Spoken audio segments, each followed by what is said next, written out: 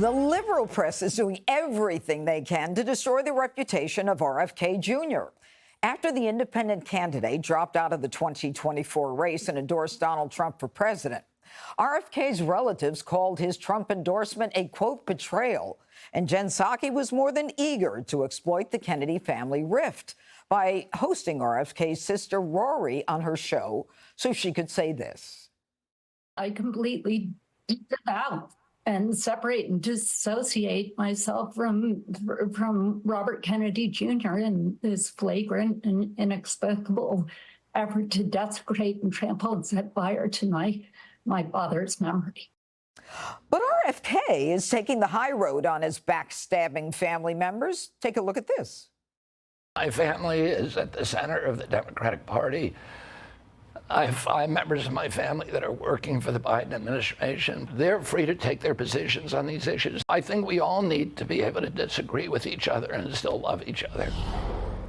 All right, Harold, when Trump was first elected, there were so many people who unfriended a lot of Republicans because Trump was the president. I mean, how do you disassociate from a sibling over politics? Well, I'm not sure they've disassociated. I think they disagree with him. I thought he had the right answer. That was pretty strong. Well, I think he had the right answer, which is they're family members of mine who are working in administration. Let me step back. He has every right, Robert F. Kennedy Jr., like every other American, to endorse and support whomever he wants. But when you do that, you also have to realize you're going to catalyze and maybe incite some opposition to your point. You add to it, the Kennedy name, there's not a name more synonymous with Democratic Party politics over the last 75 years than the Kennedys. So that the front page of the cover of one of our in-house newspapers talked about this, the historic moment of this when RFK Jr. in the New York Post did. So you would have to expect some people to react to this. His family has every right to react the way they're reacting. I do hope they don't make it personal. And to your point, you and I resemble that comment. We disagree on some things, if not many things, but there's a personal like and a deep personal respect for that. And I hope that whatever he does going forward, how this campaign, however he's deployed, that we're able to take him on the issues and not his personal character. You know, Dana, when Harold is talking about, the Kennedy name is symbolic with Democrat Party politics, I think RFK made it clear that the Democrat Party today doesn't espouse the beliefs that his father and uncle did. It's very interesting to live through the middle of a political realignment. And even I was thinking when Bill Clinton was speaking last Tuesday night, that was the first election I voted in. And you think about the difference, the way the parties have changed over time, and things change, people change, countries change, policies change, like all of these things are happening. I actually don't think that RFK Jr. is President Trump's key to victory. Do I think it could help him in some places? Yes. I think it remains to be seen how much he will campaign.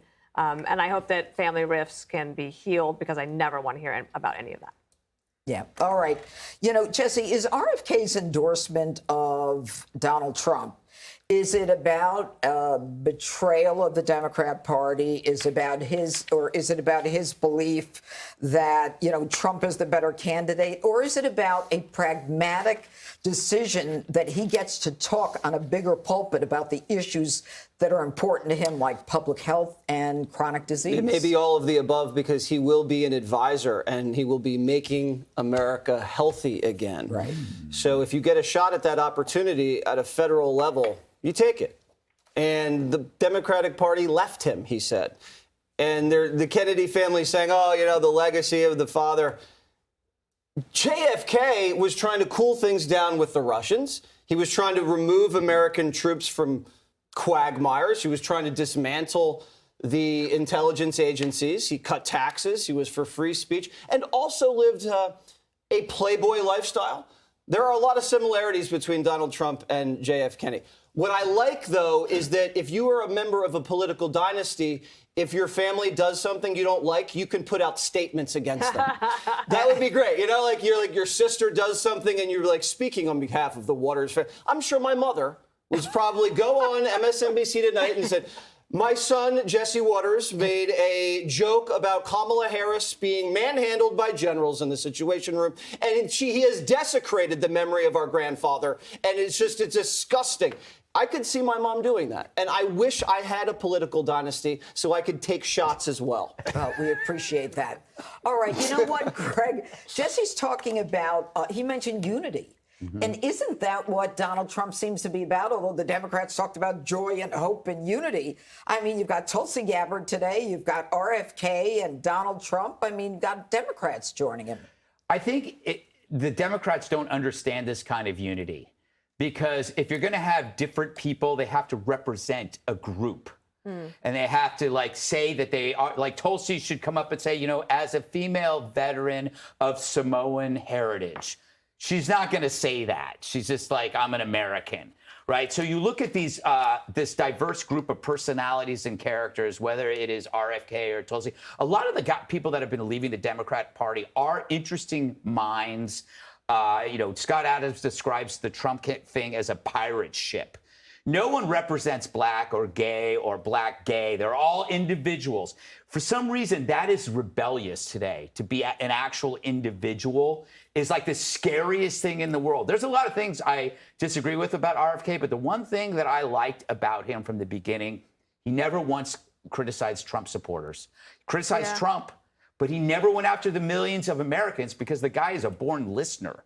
Like, if you've had him on your show, he understands frustrations and cynicism of millions of Americans, and he thinks that there's something there that, you know, he could actually learn from and maybe help. And lastly, you know, I think they're creating the most anti-establishment campaign in modern history. When you look at all the people, this pirate ship that are moving forward, it's the Expendables meets the Magnificent Seven. It's kind of crazy. You know, it's no joy, but it's action. And you know what's amazing is that the Secret Service, I mean, he suspended his campaign on Friday. Yeah. Secret Service takes away his Secret Service protection. They didn't give it to him until President Trump was shot. I mean, if that isn't like an angry Democrat Party, it's stunning. Anyway, I had copycat Kamala is trying to steal another Trump idea, the border wall. Click here to subscribe to the Fox News YouTube page to catch our hottest interviews and most compelling analysis. You won't get it anywhere else.